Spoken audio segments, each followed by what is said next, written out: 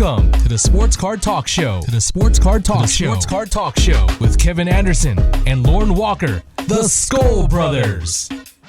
Welcome to episode 67 of the Sports Card Talk Show. We got a little My Five Faves action going on. Who do we got coming on tonight? Tonight we have Drew at Big Grizzlies Cards coming back on the show. Awesome, man. I'm excited to talk to him. Yeah, I know. It's been a while. Yeah, it's been a little bit, and got a little care package from him recently. That was awesome, and yeah, I think we got to dial him up, huh? Ring-a-ling ding-dong.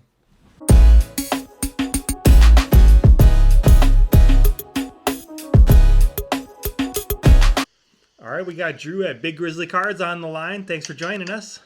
Thanks for having me on again, guys. I appreciate it. Yeah, it's been a little while. I was looking on looks like the last time was October that we had you on. Yeah, for the Rushmore, yep. Yeah, that was cool too. And of course, we're always checking you out and messaging in between, but it's always good to see you and have you on the line. Yeah, and excited to see your five faves. And yeah, this was a fun one to put together, especially because this isn't my original collection, so it's not exactly the five fave that I've always had. Oh, okay, cool. I'm excited. It's my five favorite of my new collection. Awesome. Yeah, I've been watching you do your Terrell Davis chase too. That's kind of fun. Are you getting pretty close on that? Yes, so as far as the retail side, I've got everything but like 2 cards, and I have them. I'm just waiting on the eBay guys that I got them from to ship them. Okay. And then the retail side, I need just the low number, the out of 10, out of 5, out of 1. Oh, okay. And then all the like first off the line shimmer stuff that is a pain in the butt to get. Yeah, for sure. But awesome. For the most part, I got it all down, and I did that on a whim. I was like, you know what? I want to put together a rainbow TD. Let's do it. Let's do it. Yeah, that's awesome, man. Yeah, and I've kind of refocused my Broncos collection more just to Terrell Davis. So. Oh, okay. Cool. Yeah, I figured it's just easier to focus on the one guy that I really, really like. Yeah, that's cool. Yeah. I'm getting focused on my end too a little bit more, so it's kind of fun as you're going how things change, isn't it? Yeah, very much so. Yeah. There was a point where if they had, the jersey on, I'd collect it, and then I was like, I started realizing I don't like these guys. I'm not into them. Right. So they're just taking up room. Yep. Cool. So I think we'll jump right in and let's see the first one. All right. So my first one, the reason this one has meaning to me is when I came back into the hobby, it's actually the first personal hit that I got out of I did it out of a boom box actually. And you guys know when you're opening retail or hobby stuff, getting the team you actually are into doesn't happen very often. And to have it be a big name. But I got my Sony Michel Select RPA. Nice. Numbered out of 49. And I'm always hesitant on Patriots running backs just because they do it by committee so often. And they've got 9 guys. But he's looking like he's going to be, not maybe the man, but he's going to be there. He contributes and he's solid. So I don't see them moving on from him anytime soon. Yeah, for sure. I've had him in some fantasy leagues, and every year I'm like, I can't invest in that. They too much of a committee, but I love it. That's an awesome card. They run 5 guys usually, and if you get one guy who rushes for 100 yards in the game, it's actually a pretty good accomplishment for the team because, you've got your first down back, your second, third. If they go for a fourth, you've got White as your receiving back. Yep. So they just mix it up so much that it's hard. I started collecting Damian Harris, and I realized that he's probably not going to be there. The rookie out of Alabama. Oh, yep. There's just not enough room for him. So. Right. That was a great card, though, and that was a personal hit? Yeah, that came out of one pack out of an original boom box. I did one of them. Oh, okay. When I first got back into the hobby, and I was like, I'm going to try a subscription box. I got it, and I hit that, and I freaked out. I actually had picked it up on my way out to work. The box got dropped, so I'm sitting in my car before work, opening packs in my car, and I hit that, and I panicked because I'm like, I don't have any cases, I don't have any sleeves, I don't know what to do with this. So I walked in. I work in a hospital. I walked in with it in my hand, holding it to carefully put it in my locker. Oh, that's funny. That's an awesome story too. Like you said, how often is it a hit and a personal hit like that? That's a great story. Yeah, I mean that was one of those where I felt like I was like, all right, this is a good sign, and then from there it was nothing. I don't think I've hit a personal card out of opening packs since then. Oh man, that's So, funny. Yeah. Cool. So my next one, there's actually two of them, but it's of the same player. And this is, you guys will probably actually appreciate these ones. I've got my KG Metal Universe rookie, and then my Topps KG rookie. Oh, nice. And these aren't the original ones that I owned. I've had different versions of this card pretty much since I started collecting in like at least basketball in like the late 90s. But KG was my guy. I idolized him when I played. He was exactly what I wanted him to be. He was one of the first guys who was a 7-footer but wasn't looked at like a center. Right. At least, you know, in more recent time. And, you know, I had his posters up in my locker. I played as him when I played NBA Live. He was just the guy, and I love the Metal Universe cards that Fleer used to do. Oh, so yeah, those are great. I got a chance to grab these in a lot, and I picked them up instantly because, like I said, I've had those cards probably 3 or 4 different times. You know, I'll go through this phase where I'm really into basketball, and then I back off, and I get rid of it, and then I'm really into basketball, and I'm like, I need to hold on to the guys that I like. Yeah. So I made sure to get those versions again. Those are awesome. Were you always were you a KG fan when he played with the T-Wolves then too? Oh yeah. Okay. Yeah, I've never really had. I like the Celtics and the Nuggets, kind of like with my basketball. You know, it's Colorado and Boston, but I've never had a complete loyalty just to one team for basketball. I've just always been player based. But when KG went to Boston, it was just like a dream come true. Oh, for sure. But with the exception of his Brooklyn jersey, because I refuse to wear anything New York, I think I've had a version of every jersey he's had. Oh, okay, cool. So he's my guy. I loved him, especially his rookie, that all white with the blue Timberwolves. Yeah. From his rookie year, that's one of my favorite jerseys. Yeah. Yep. So, my next one is my Upper Deck game used Tom Brady. It's probably a horrible glare on this one. This was an eBay pickup, but this was the beginning of my return to my Brady cards. This is my third take on collecting, and my first collection from like the 90s to the mid 2000s, I had a ton of Brady cards and rookies. And at the time, I didn't fully know who he was. I mean, he's some nerdy dude wearing sweatpants and a rookie card. Right. And, you know, in 2000, I was 13, 14 maybe. So, I mean, I didn't have a complete appreciation for who he was going to be. And so I had my card stash and my Peyton Manning rookies and all my big name guys, and I put it off to the side, and I started dating a girl who thought that it was immature to be into cards.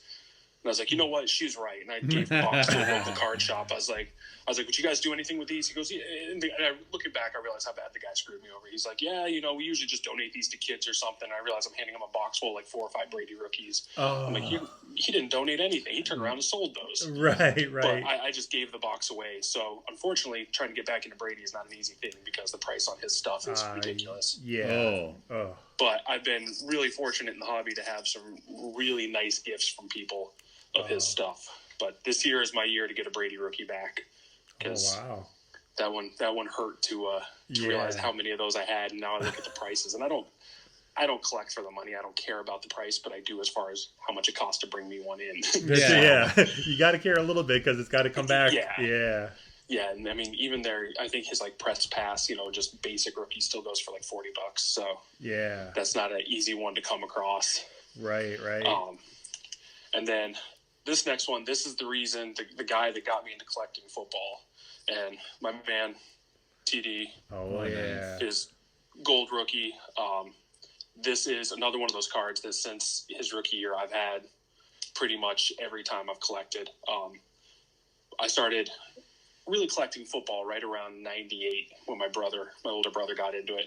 Before then, I collected Marvel cards. I was big into the X-Men and had all the different versions of those. So, I mean, I've always collected something at some point. But football really became my big thing in 98. And my brother was just absolutely obsessed with Terrell Davis. And I wanted to be like him, so I became obsessed with Terrell Davis. Oh, cool. And he had 2 cards that I remember being like the defining cards that I knew he had. And it was this one, and there was a Black Diamond Terrell Davis.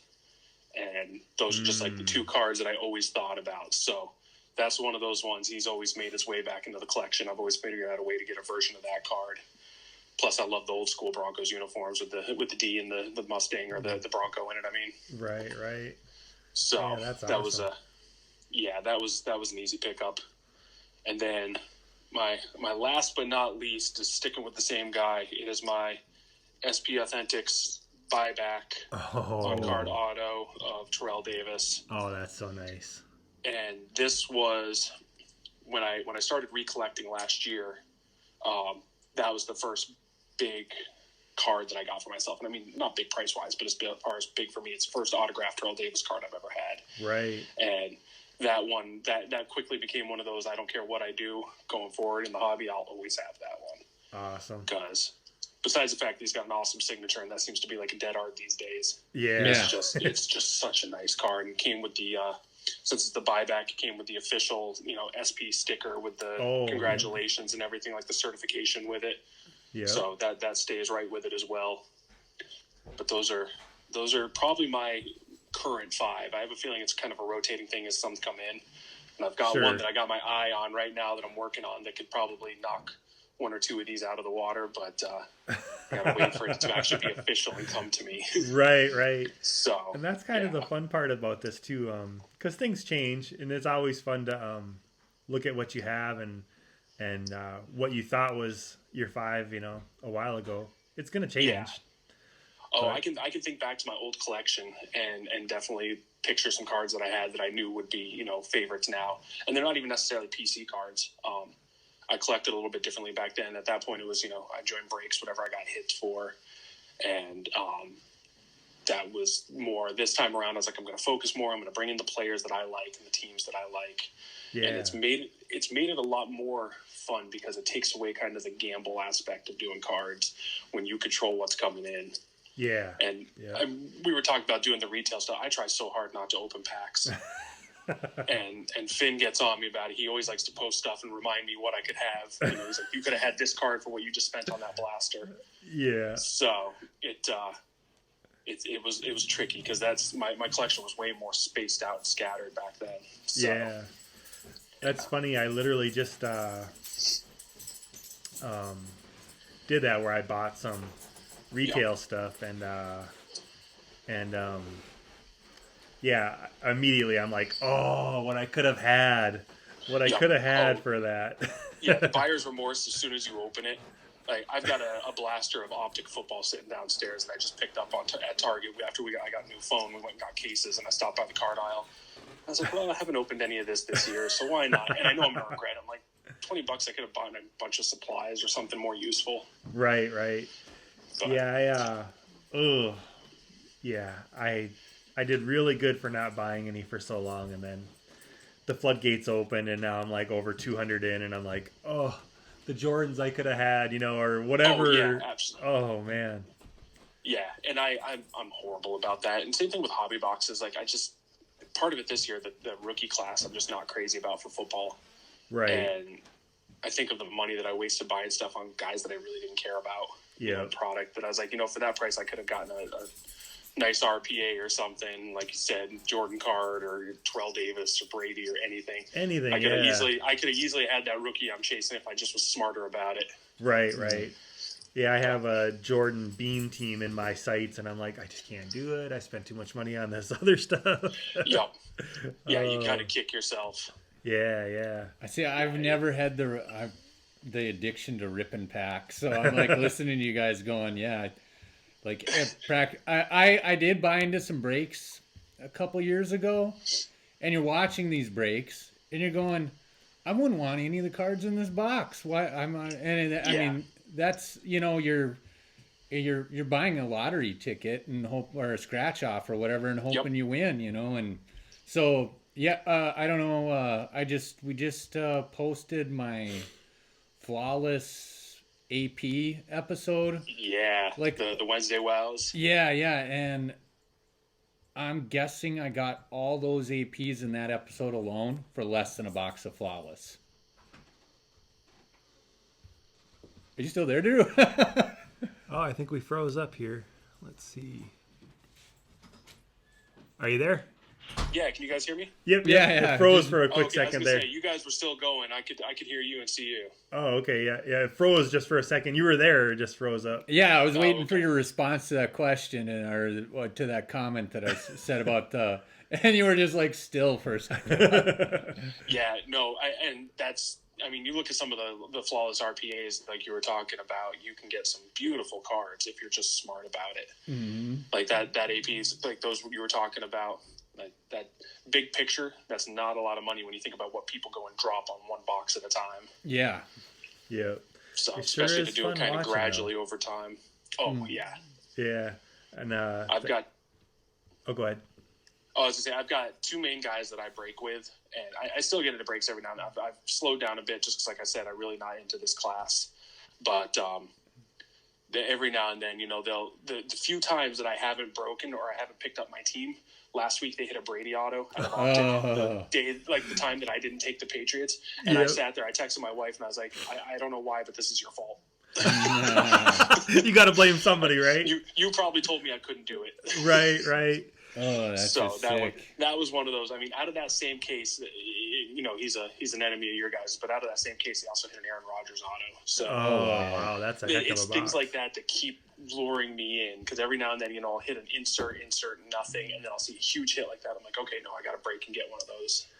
It's funny that you said that sometimes you don't get the team, and I always usually do the Vikings. We don't do a lot of breaks, but we get into some, and if the Vikings are gone, I'll take the Texans just because I like DeAndre Hopkins. And the break I got into the Vikings, and the Texans were like $29. And they were having a hard time filling it. I'm like, if it's open when I get home, I'll just buy the Texans. It filled.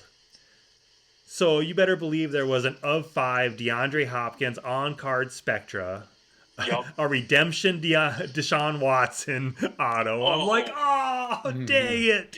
It's always that way. We did. I like the Texans too, just because I'm a huge J.J. Watt fan. Oh, yeah. And I eyeballed one of when we were doing a prism break with the guys that I break with, and I was like, yeah, I'm not going to pick them up. They're not going to hit anything. And they hit I don't even think it's a keys hit. I think they're out of like 10, the Prism Color Splash cards. And they hit a DeAndre Hopkins out of that. And I was like, oh, why did I hesitate? It's always like that, it seems like. The same guy that I passed on, I had the Vikings. And, no, I had the Texans this time because I missed the Vikings. And he had like 3 teams left. I'm like, I'll buy it if I get home. Well, he ended up doing a filler, and it filled. It was the Redskins. And I can't believe it was like every other card was a hit. McLaurin, Geis, Haskins. I was like, every other card it was him. Yeah, see, and there's times where I've thought about just grabbing random teams because I know they're going to hit. Like Baltimore's got such a heavy checklist this year that I've thought about a few times signing up for them. Not even chasing Lamar Jackson, but just because they have so many rookies. Yeah, or the Titans and guys with A.J. Brown. Yeah, but that's part of that mindset that I've had to get out of. Is I'm not trying just bringing in random cards that I'm not into. Well, I watch a lot of people. I really enjoy everybody that I watch, but it's hard watching and not doing it. Yeah. Obviously, I broke down and bought some. Yeah, I break my 2 main guys are Snap and Packs and NZ Sports Cards. And even if I'm not in their breaks, I'll go in and watch. But then, like you said, it's like painful because you're sitting there like, that could have been mine. That could have been mine. And just keep going. It makes you second guess everything. And then you see, you're like, oh, I'm glad I didn't take it because they hit absolutely nothing. So it's a lot of up and down. Yeah. Oh, man. Well, we totally blew by the amount of time I said. It's always a great time talking to you. So Oh, absolutely. Like I said, I could do this any time. I love talking about cards, and my wife hates it. So any chance I get to talk to somebody about them, I'll take. Yeah, it's awesome, man. It's awesome. And maybe we'll have to revisit your 5 down the road, because you said you got a couple that are coming in. Man, I don't know. I'm hoping they're coming in. I got 2 true that I'm really, really excited about if I can get them. But that's awesome. I need the stars to align. Awesome. So. All right, man. Well, I think we'll bring this episode of My Five Faves to a close. Episode 67 with Drew at Big Grizzly Cards. Thanks for coming on. Yeah, and thanks, Drew. We'll be talking to you real soon. Definitely, guys. Thanks for having me on again. I appreciate it. All right. Skol Brothers out.